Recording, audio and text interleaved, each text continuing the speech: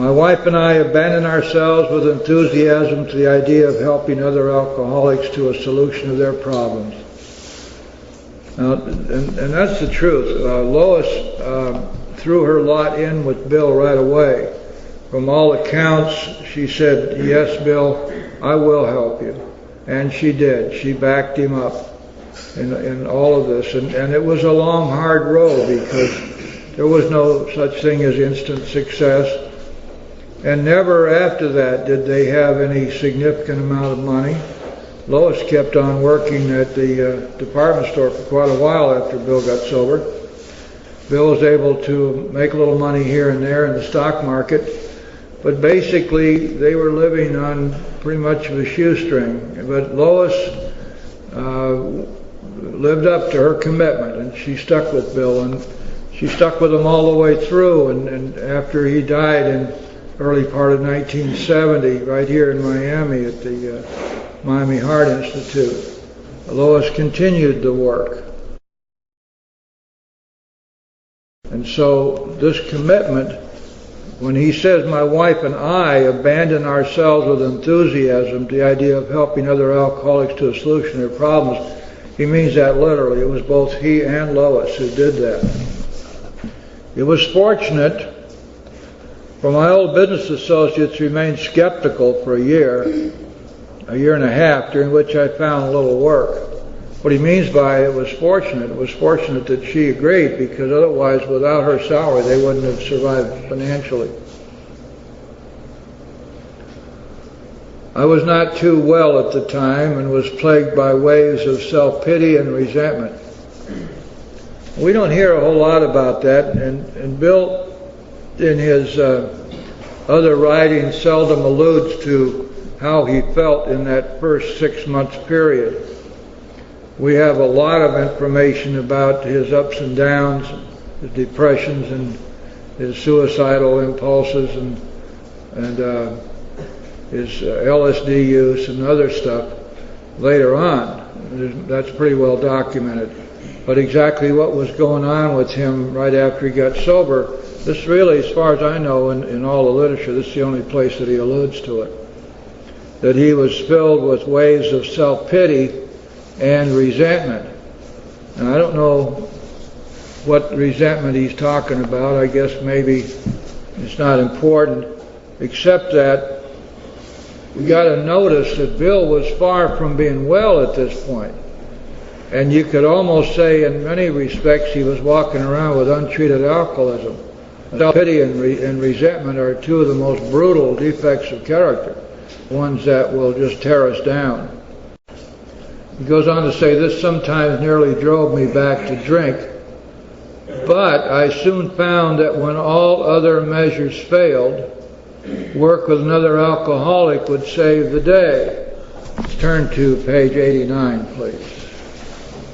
Right top of page 89. "Practical experience shows that nothing will so much ensure immunity from drinking as intensive work with other alcoholics. It works when other activities fail." So you can see that all the way through the big book is entirely consistent. The same message is repeated to us many times. It's a good thing too, because alcoholics really, really need repetition. You've got to ask yourself, how much of it do you remember from meeting to meeting? And sometimes it means that we have to have a lot of repetition before a lot of this stuff really sinks in. Sometimes I have gone to my old hospital in despair, hoping that Dr. Silkworth could give him some magic bullet that would solve his problem. But when he came back to Towns Hospital, he found himself over there in the hopeless ward, in which, by the way, Dr. Silkworth had established in the hospital. They had a kind of a triage going on there, and there were the hopeless chronic alcoholics. Dr. Silkworth knew he could not help. He one time reported that he had over 20,000 alcoholics come through his hospital, and very, very few had ever recovered. And but he kept on trying in spite of all that. Well, when Bill went over there, he would go and talk to these guys, and he tells us what happened. On talking to a man there, I would be amazingly lifted up and set on my feet. So he was learning. See, he first got the inkling of this from Ebby when Ebby came to work with him. But now Bill is finding out for sure that the answer to his own problems was to carry the message to others, and that's the basis, that's the foundation of Alcoholics Anonymous. Without that, probably most of us wouldn't have the gumption to get out there and carry the message, but carry the message we must, because if we do not do so, we don't keep the grace that we have been given. It was a design for living that works in rough going, that we're not just dealing here with some kind of a bunch of ragtag theories that were all cobbled together by a bunch of old guys sitting around smoking cigars and pipes in basements. This is something which came together as an inspired document, and it provides us with a design for living, a spiritual way of life. And this is what it is. This is what we live with, and this is what provides us with the recovery from the disease of alcoholism. Designed for living that works in rough going. Now, rough going is something, of course, which many of us experience as we go through sobriety. There's all kinds of stuff out there that can go haywire and screwy in our lives, and other people don't necessarily cooperate with us, and sometimes there's some nasty stuff going on. But yet, this design for living works throughout all of that rough going.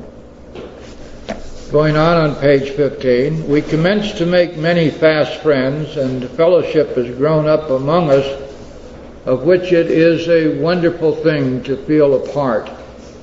The joy of living we really have, even under pressure and difficulty. I've seen hundreds of families set their feet in the path that really goes somewhere.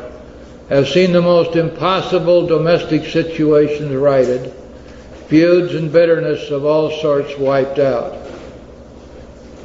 Hundreds of families set their feet in the path that really goes somewhere, have seen the most impossible domestic situations righted, feuds and bitterness of all sorts wiped out. I have seen men come out of asylums and resume a vital place in the lives of their families and communities.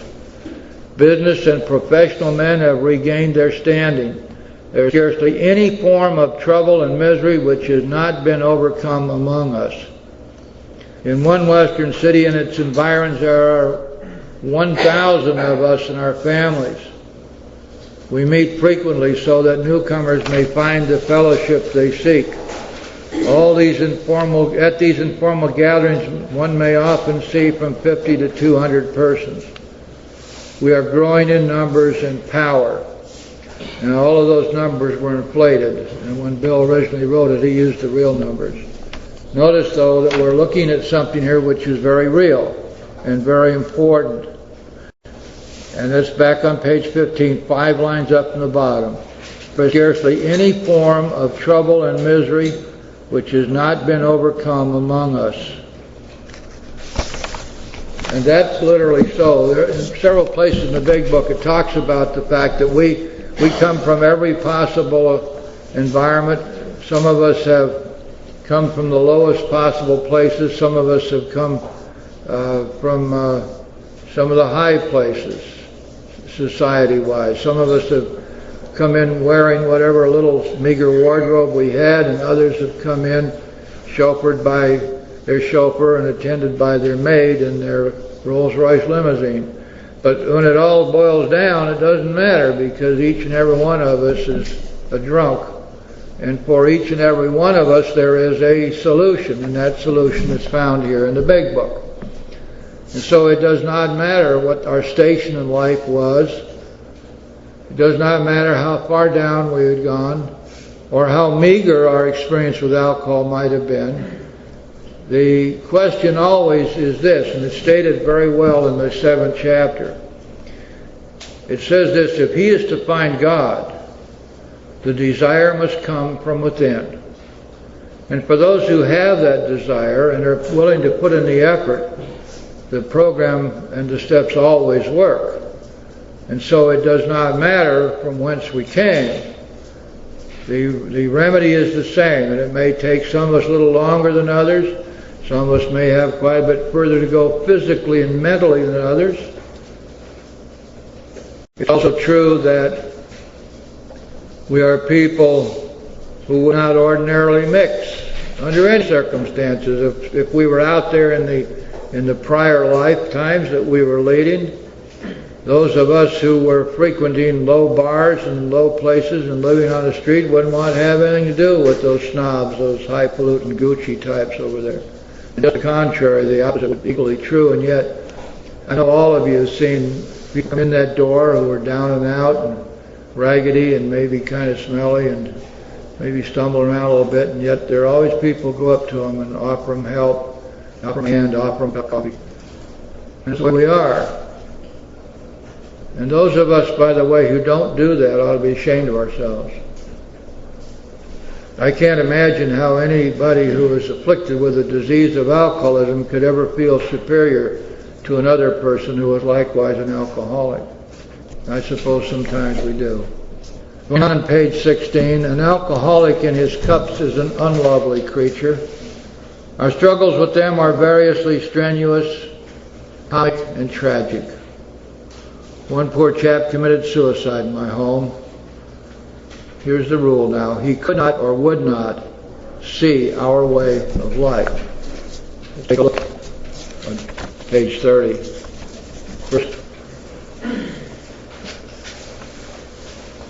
First sentence.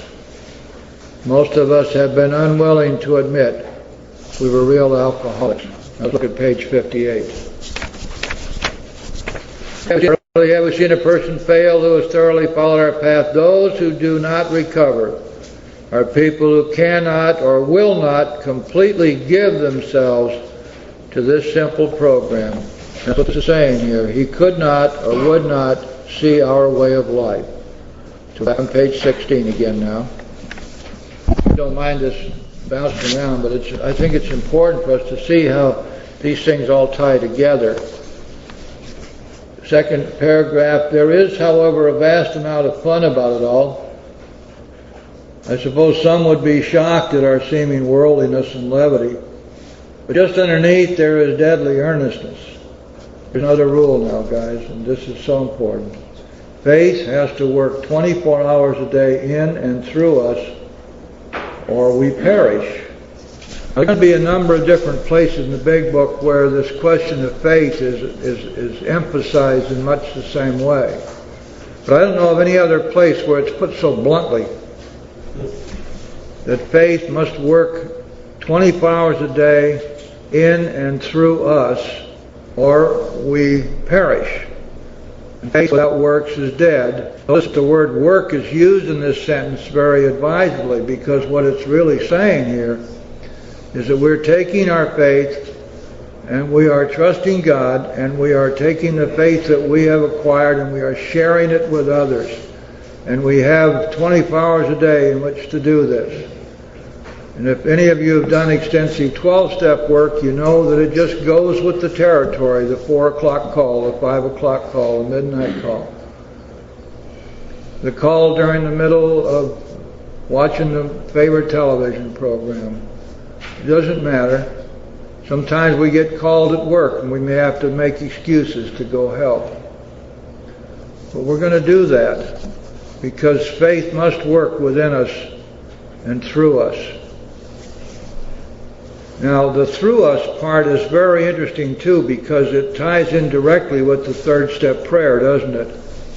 In the third step prayer, we ask God to take away our difficulties, that victory over them may bear witness to those we would help of His power, His love, and His way of life, which means, of course, that we're being an example of God's love and His power and His way of life working in and through us, so that we can be the example to those we wish to help. And it is through that example that we are able to accomplish our most important work. We're far more effective in working with new people when they see in our actions that we are living this program that we're talking about. then they're going to want what we have and be willing to go to any length to get it. We must do this, it says, or we perish. And I suggest to you that if you haven't taken this seriously, you might consider doing so. And when you look around you and you see that the people in the average meeting today, and a year from now only half will be there, and you have to ask yourself, how come is that? I thought this stuff really supposed to work. It does work. But we can be given all the grace in the world, and if we're not putting it to work, if we're not putting our faith to work, we don't keep it. Going on page 16, most of us feel we need look no further for utopia. We have it right here and now.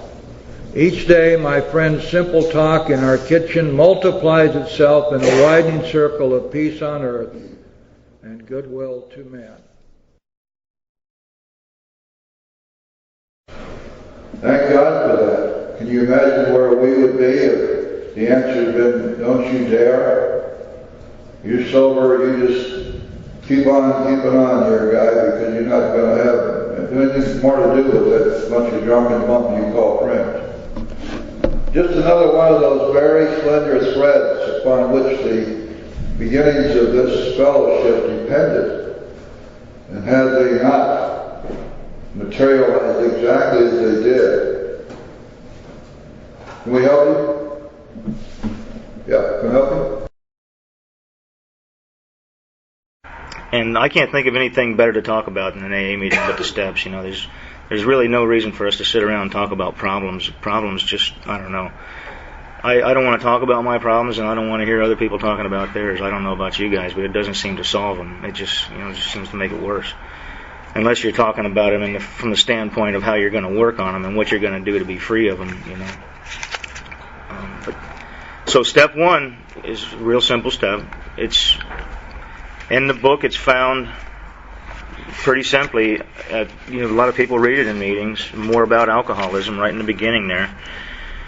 It says, we learned we had to fully concede to our innermost selves that we were alcoholics. This is the first step in recovery. The delusion that we are like other people, or presently may be, has to be smashed. And that's really how simple it is. There's nothing, no hidden underlying meanings there other than that you admit that you're powerless over alcohol and that, you can't not pick up one drink without it leading to another drink. But knowledge of that will not keep you sober. That's why I don't understand why when people say that it's the only step you need to work 100%, it just doesn't make any sense when someone would say something like that. Because the knowledge of your condition will not keep you sober. If it's the only step you work 100%, then how the hell are you going to stay sober, I heard somebody say, I suggest you work all the steps 100% or as best as you can. But the first step really is quite that simple. Just fully concede to your innermost self that you're an alcoholic. Steps 1 and 2 are basically saying, to get the general idea of all the steps, is that you're going to be dependent upon a higher power for your sobriety. And in order to be dependent upon a higher power for your sobriety, you have to first understand that there is a God and you're not it. And that's pretty much what steps 1 and 2 are saying to the alcoholic. Steps 1 is saying, how could God possibly be powerless over alcohol? You admit that you're powerless over alcohol, and pretty much God is not powerless over alcohol. So when we come to step 2, that's the way that I like to look at step 2 is, it's pretty much just asking you, do you believe in God, yes or no? It's a politically correct statement saying, do you believe in God, yes or no? And that's a question that may run a lot of people out the door. Because who wants to be 60 years old and have someone ask them that question, do you believe in God, yes or no? And because in the old days, I imagine a lot of people coming to AA were not as young as they are today. It was probably a lot of 50 and 60-year-old men whose lives had been, literally just, 30, 40 years of absolute hell. I only had 4 or 5. It took 4 or 5 to get me in here. But, so, there's a thing to the second step where it says that God could restore you to sanity. And I've heard a lot of people speak of that. They're doing crazy things all the time.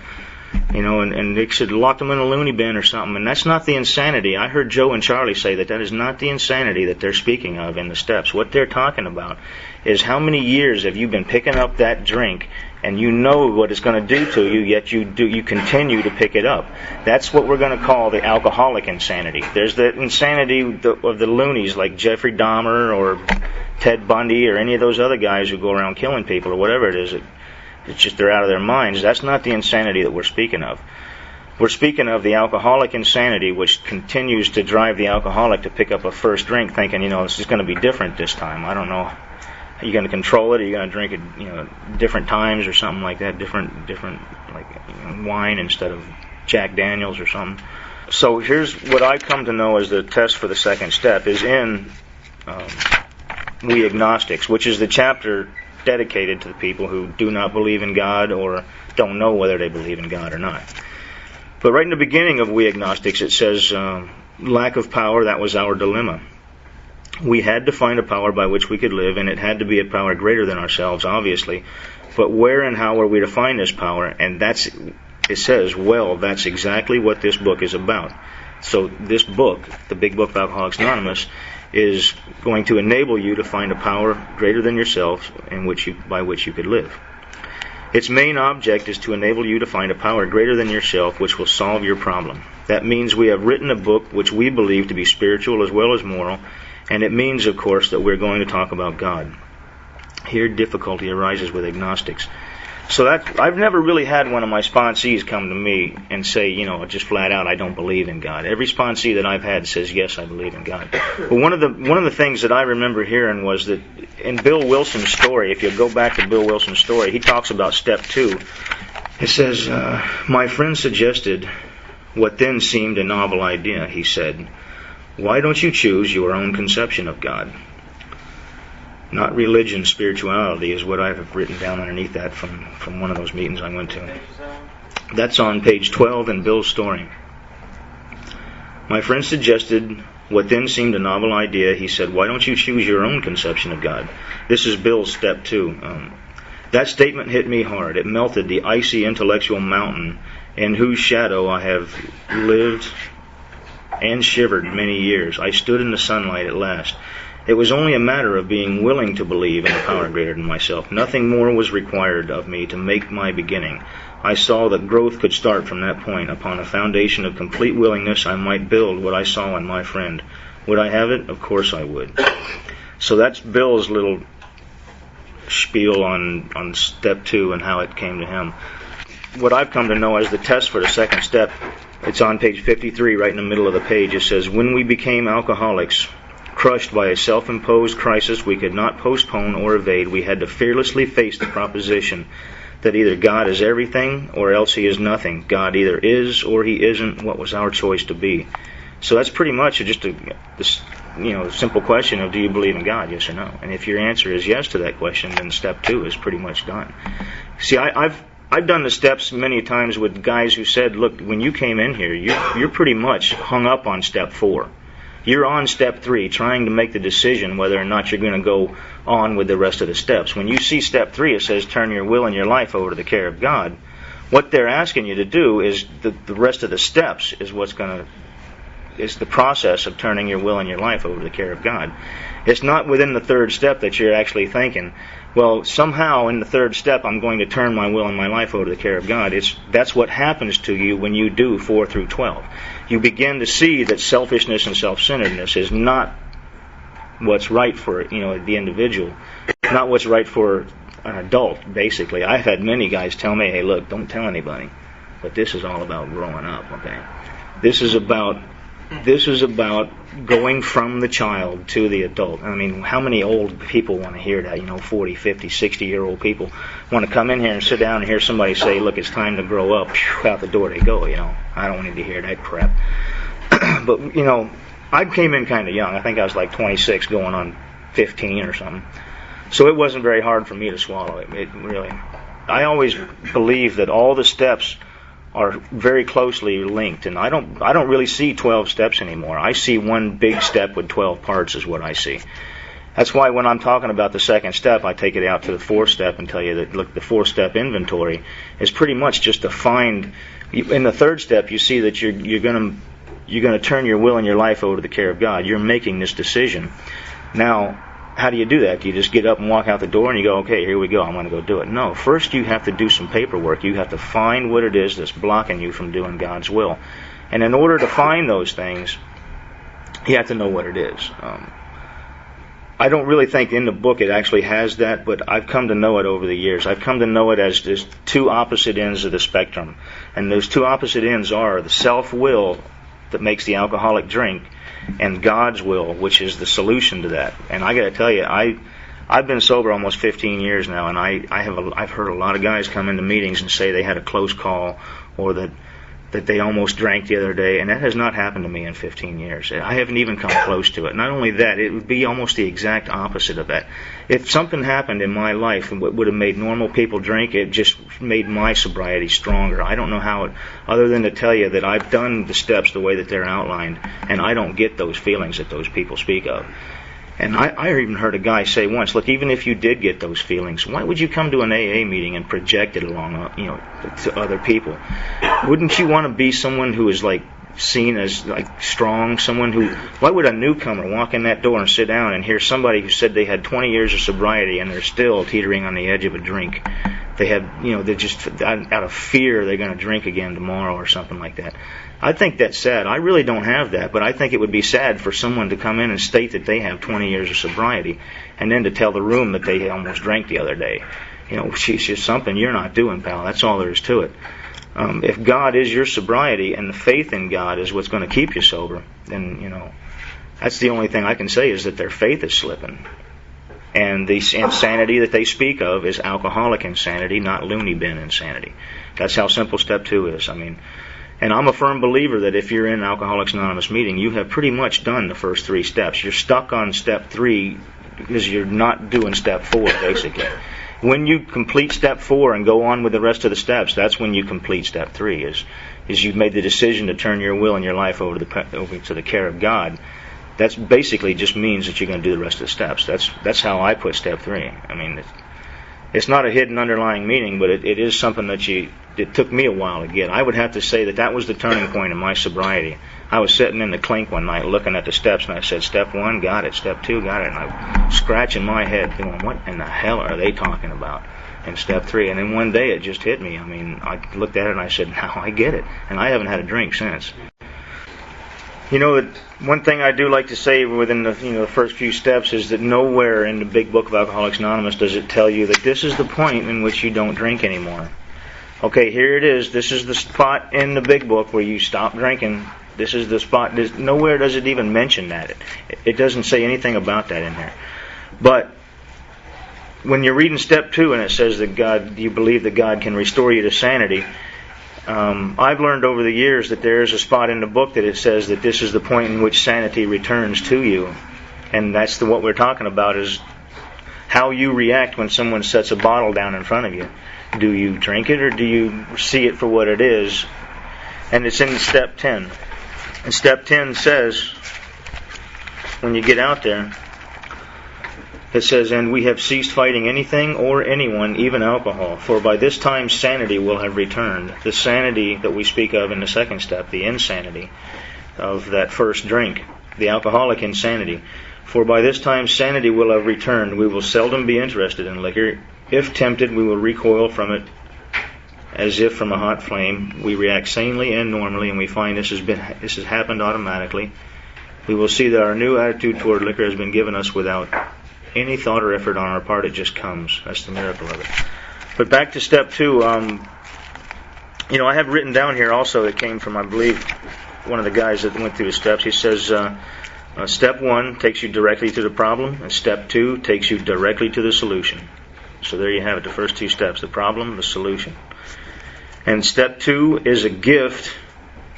It is an understanding that fear and self-knowledge will not keep the alcoholic sober. Fear and self-knowledge will not keep the alcoholic sober. In the chapter of We Agnostics, there's a spot here where it says, this is what I have written down. Remember that question I said that I had from my sponsor was, if I had a sponsee who came to me and said that they didn't believe in God, what the hell was I going to do now? Geez, I don't know what you're going to do, buddy. Go drink up, Here's what one of those guys said to me. He said, tell him this. It says, actually, we are fooling ourselves. This is in We Agnostics on 55. Actually, we are fooling ourselves, for the person who says they don't believe in God. For deep down in every man, woman, and child is the fundamental idea of God. It may be obscured by calamity, by pomp, by worship, or other things, but in some form or another it is there. For faith in a power greater than ourselves and miraculous demonstrations of that power in human lives are facts as old as man himself. We finally saw that faith in some kind of God was a part of our makeup, just as much as the feeling we have for a friend. Sometimes we've had to search fearlessly, but he was there. So that's what I was told to point to men who says to you, I don't believe in God. Just, point them to that page there. I don't know about that chair and doorknob thing. I haven't been able to grasp that over since 1990. It doesn't do anything for me. So step 2 says, do you believe in God, yes or no? If you say yes, then we go on. We're done with steps 1 and 2. If you believe that you pick up one drink of alcohol and you cannot stop, 10 years from now, if you have 10 years of sobriety, the thought ever enters your head that you can have one drink of alcohol, then you haven't done step 1, because you know you can't have one. I don't know about you guys, but I spent 2 years trying to do one, and it didn't work. I spent 2 years going, I could take this complete abstinence AA thing you guys teach and maybe mix it a little bit with my wanting to go back to the good old days thing, and maybe I could make this thing work, I'm smart enough. I can make this complete abstinence. I can take your complete abstinence idea and my good old days idea and somehow make it. And man, I tell you, 2 years of that was, I don't want any more of it. I don't know about you guys, but it turned my life into a living hell. Actually, it's about 5 years of living hell for me. Those last 2 were the worst, though. When it says sanity in step 2, remember that they're not talking about Ted Bundy and Jeffrey Dahmer and Adolf Hitler. They're not talking about insane people. They're not talking about that insane behavior that people have, mass murderers or something. We're talking about the alcoholic insanity. The insanity that makes the alcoholic pick up that first drink knowing that it's going to devastate your life. You cannot stop. You know that it's going to be another, 3 or 4 days before you come out of a blackout or whatever it is. Step 3 is at the end of how it works. I think some people should keep reading when we read how it works and go right on into it. Or at least when we read how it works, we should, tell everybody, hey, that's where step 3 starts. Because the third step really is nothing without the fourth step. The third step is the decision to do the fourth step, is what we're saying. Actually, 4 through 12. What we're saying here is, at the end of how it works, we're on page 60 at the middle of the page. I'm going to go ahead. It's only like 2.5 pages, and it won't take me long to read it. That's going to A, that we were alcoholic and could not manage our own lives. B, that probably no human power could have relieved our alcoholism. C, that God could and would if He were sought. Being convinced, we were at step 3, which is that we decided to turn our will and our life over to the care of God as we understood Him. Just what do we mean by that, and just what do we do? The first requirement is that we be convinced that any life run on self-will can hardly be a success. Now there's the key word right there, self-will. And we're looking at 2 things here now. We're looking at God's will and self-will, and these are the 2 opposite ends of life the way I understand it today. There is the alcoholic, the alcoholic, or me. I am full of self-will, and God's will is the exact opposite of that.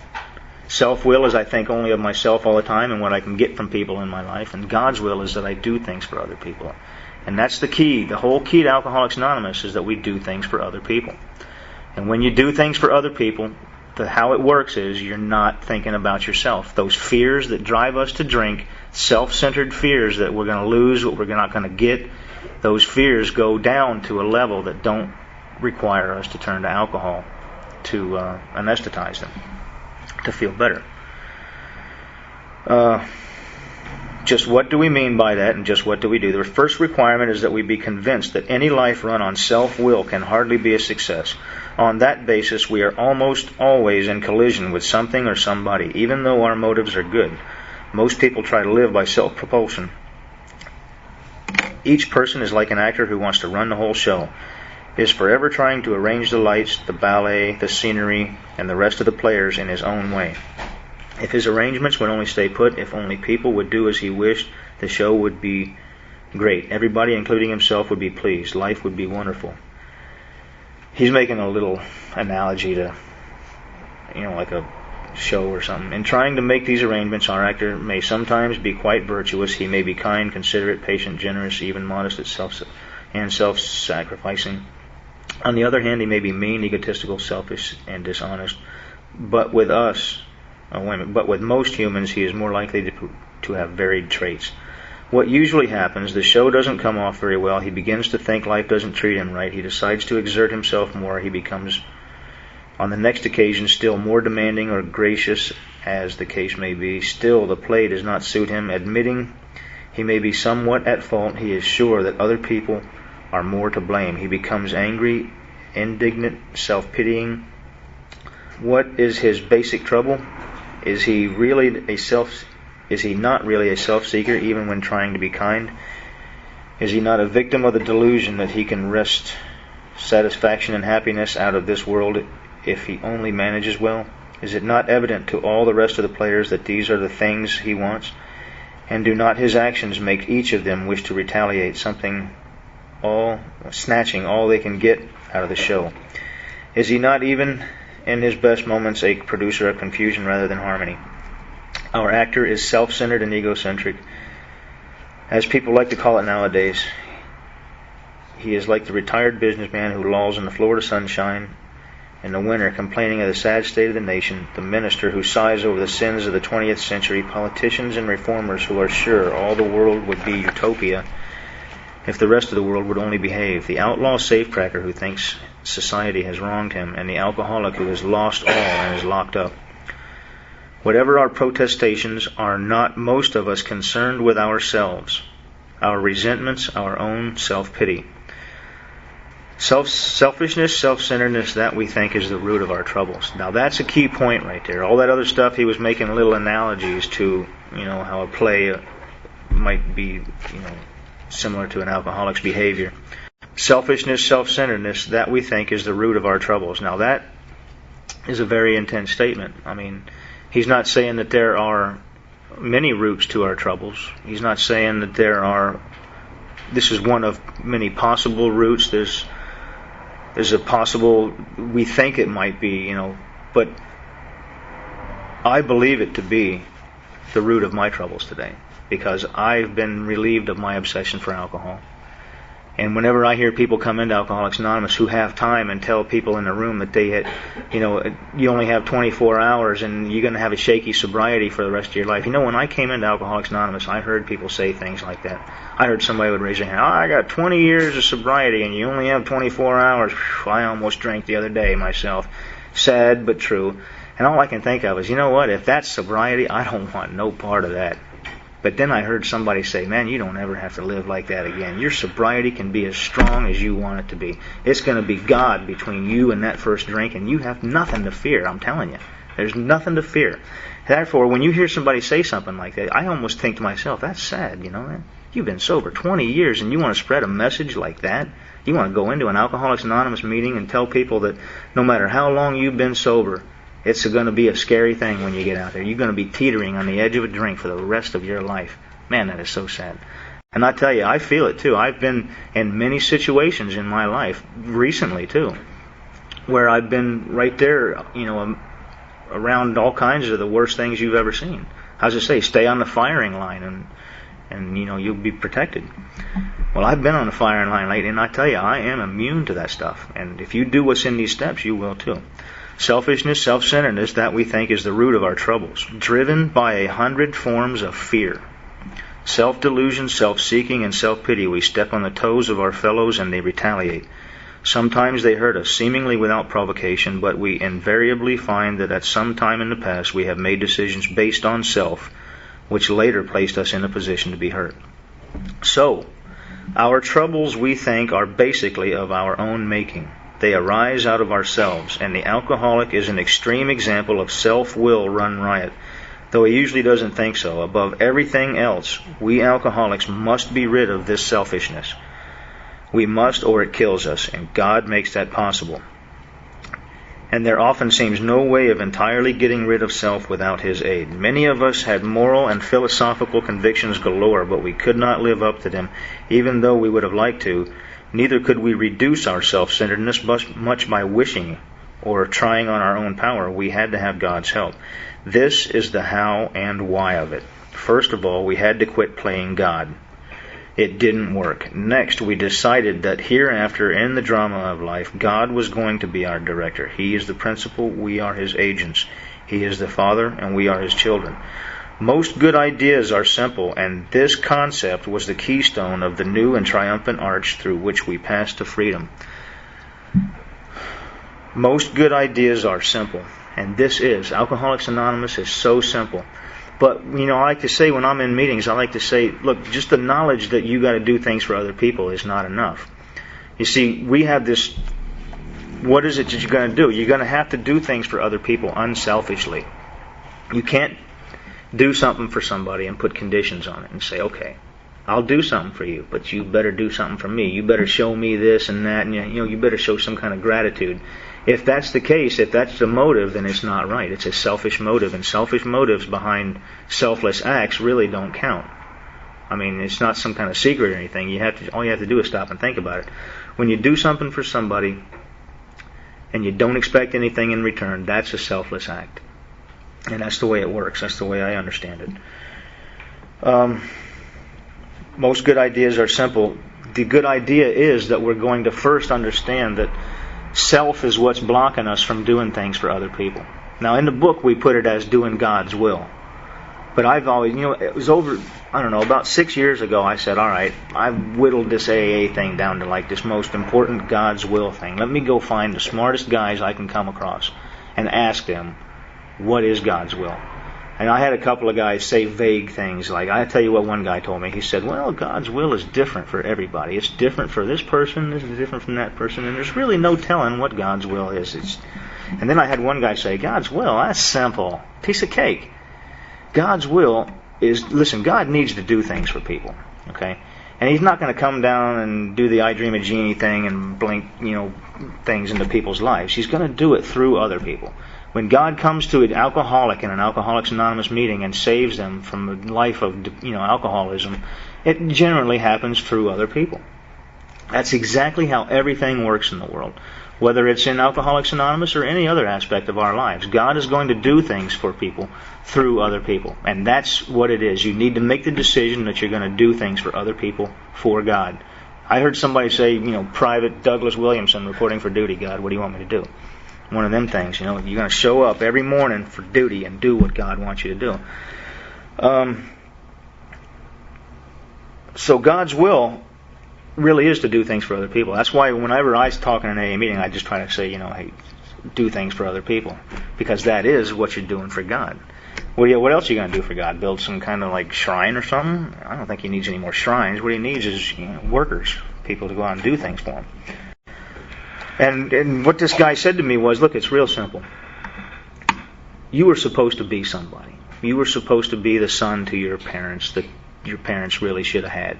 You were supposed to be the brother to your brothers and sisters that they should have had. Not the guy who stole and lied and cheated and called on the phone and treated them like dirt and selfish, always thinking of what you can get from them instead of what you can do for them. You're supposed to be that same thing, and you're supposed to be the perfect employee. Maybe not perfect, but you were supposed to be the employee that you should have been, not the guy who stole the boss's tools or came in late all the time or whatever the case. Fill in the blank, That's all it really boiled down to, was God's will was that you were supposed to be somebody, and you were definitely not that person. So just get back on the right track. That's all there is to it. And once again, we have this program of action, we call it. This isn't a program of knowledge. This is a program of knowledge followed by the action outlined. So if you sit in here and you learn all about recovery, it ain't going to help you a bit if you walk out that door and don't do anything. If you don't do the inventory we're going to get to in the 4th step, if you don't do things for other people unselfishly, if you don't think about other people all the time and stop thinking about yourself, then it's not going to work, and that's all there is to it. That's why so few people come in here, learn what to do, and don't stay sober. I had 10 years and I drank. I don't know what happened. I'll tell you exactly what happened. You weren't doing the 11th step. The 11th step says when you get in here to do an inventory at the end of the day and then ask God what to do. That's what it says there. It says pray only for the knowledge of His will for you.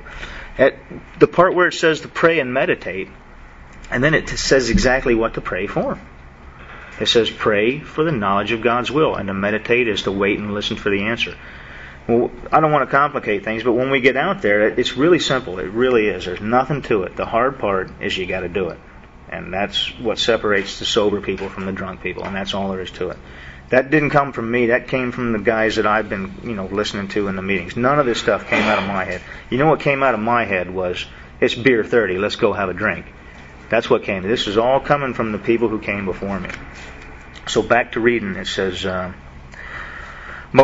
on 62 at the bottom, most good ideas are simple, and this concept was the keystone of the new and triumphant arch through which we pass to freedom.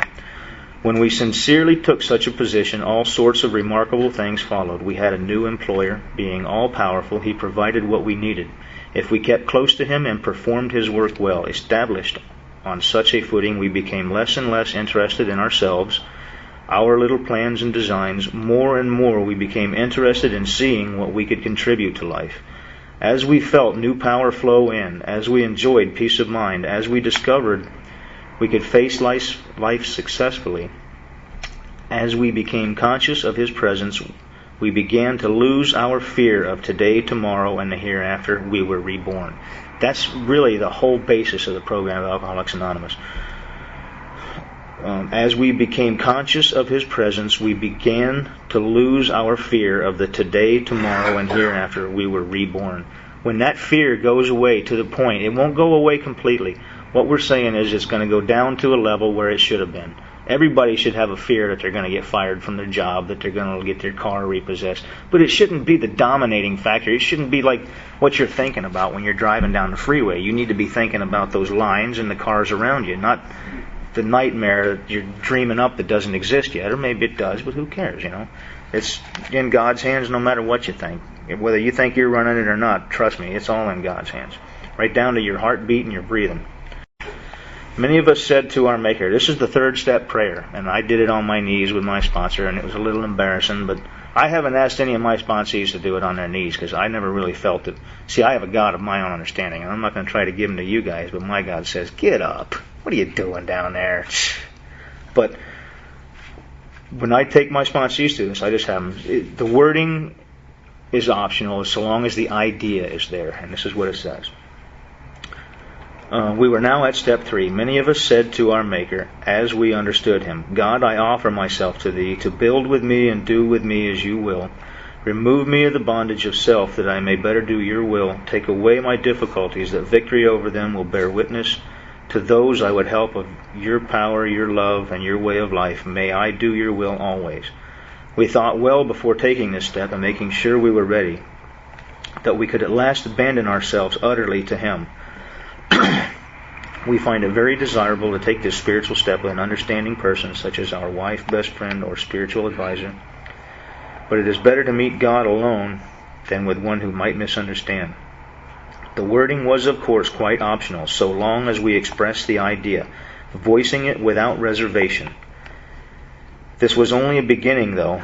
If honestly and humbly made, in effect, sometimes a very great one was felt at once. And this is toward the end of step 3 right here. So next we launched out on a course of vigorous action. We're talking about the 4th step. So what we're saying here is the decision to turn your will and your life over to the care of God will have little permanent effect unless you do what is followed after this. You can say to yourself, okay, I'm going to turn my will and my life over to the care of God. I got it. God's will is to do things for other people. I'm done. I'm going to walk out there and do it. Well, we have a program of action in which we're going to sit down and write down the things that are blocking us from doing God's will. You say you're going to do God's will. Well, something's been stopping you from doing it all this time. And what we're going to do is we're going to write down the things that are stopping us from doing God's will. And it's simple. There's nothing to it. Selfish things are what's stopping us from doing selfless acts. So the whole idea behind the 4th step is to write down the selfish things in our lives. And someone once told me that this is not a morbid reflection on our lives. That within the 4th step also is outlined the solution to those things.